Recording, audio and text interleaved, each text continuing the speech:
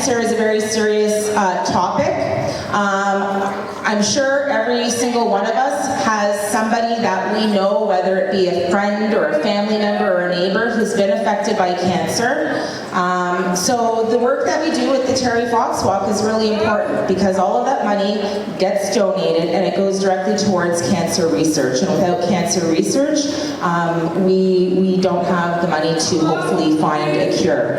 And I know that the outcomes for people who do have cancer today are much, much better than if you happen to get cancer like 20 years ago. So although we might not have cures for cancer, we are able to prolong the life of people that we love, right? So today is actually a very important day. So we're going to start off the assembly by watching a video that Mr. Pora's student, Nordine, where's Nordine? Where's Nordine? Stand up, Nordine.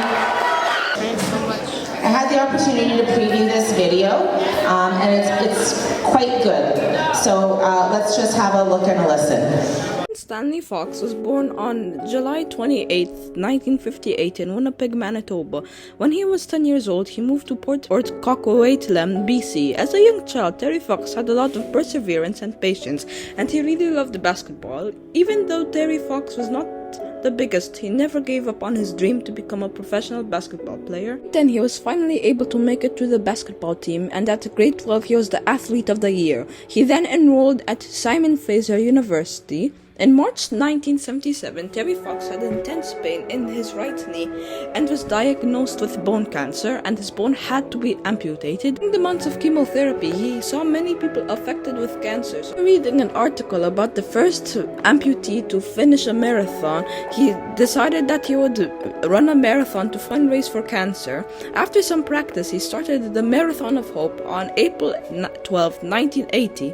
By the time he made it to Ontario, he met many famous people. When he got to Thunder Bay, he was forced to stop because the cancer reached his lungs. When he stopped, he raised $10 million and was awarded with the Order of Canada. After months of treatment, Terry contracted pneumonia and went in a coma. The next day, he died.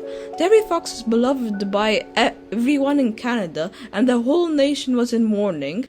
To honor his legacy, we do the Terry Fox Run every year.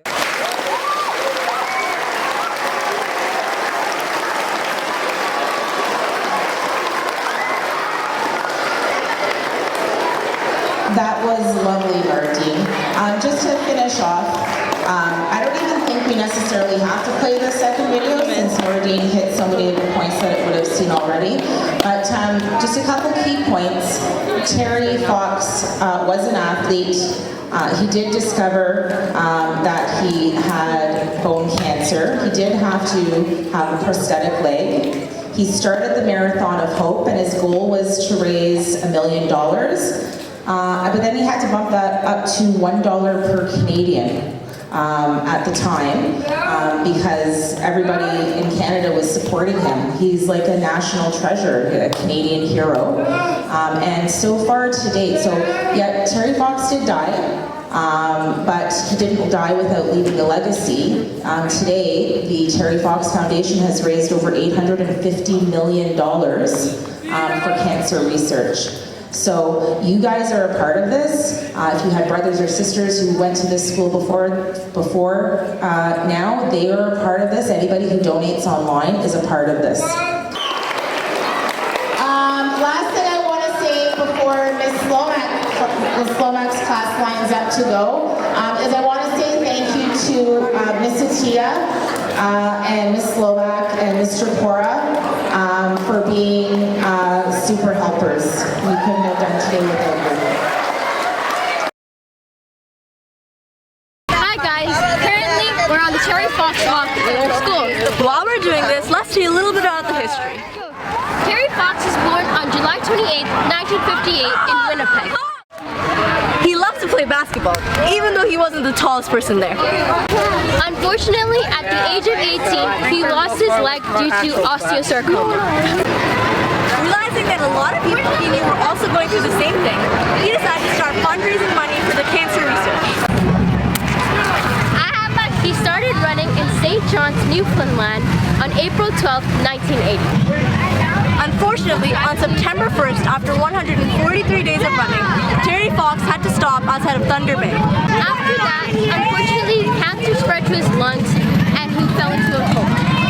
He was awarded Companion of the Order of Canada and managed to raise $28 million. Now that's what you call an achievement.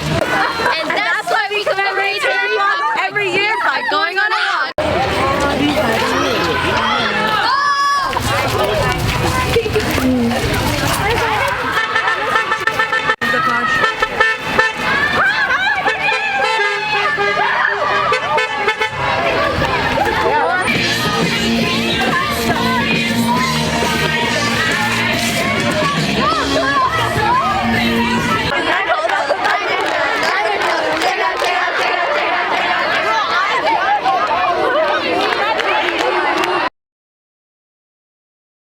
Terry Fox, a truly inspiring person.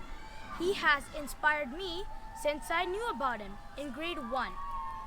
I am today walking with my school to remember this really nice man. So today I will be interviewing some people in my school. So let's start off with Dion. Hi. How has Terry Fox influenced the movement for you? Well, as Terry Fox being who he is, he has run many miles with one of the most unfortunate and one of the most dangerous diseases, cancer. Terry Fox was just a kid like us when he was diagnosed with cancer, yet he still never gave up and made this journey which has had a huge influence on him.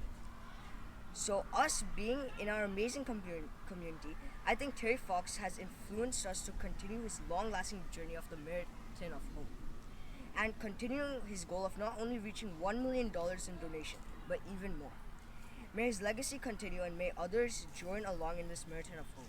Thank you for listening. Okay, so now let's ask Eden. Heyo. Alright, the Terry Fox run has never really influenced me in my life, especially when I was a child. I was going outside, getting free time, not having to do math and all of that jazz, but now coming outside and seeing those people running with their hearts open and that $800 million being donated towards this cause, it influences me. Cancer is a genetic thing in my family, so is diabetes and a bunch of other things like cancer. So I would like to walk in honor of my ancestors who passed because of cancer. And so I feel morally inclined to just walk for it and support Terry Fox and the people who have lost people for cancer. Thank you very much, Dion and Eden. Okay, Bombi, now that we're done with the walk, let's take a moment to self-reflect. My first question to you is, what lessons have Terry Fox taught you? Terry Fox, I think, has taught all of us to persevere, be strong, and no matter how many struggles you go through, just keep on going for what you believe and what's important. It also taught me to be grateful for being healthy and alive every day. Now, what about you, Sanjam? Why do you think we should donate to the Terry Fox Foundation? So as you might know, there's a lot of people that struggle with cancer every single day. And the medical bills can get quite expensive, especially chemo and radiation. And this is why there is the Terry Fox Foundation. We could donate to that, and it contributes towards surgeries and chemo for cancer patients.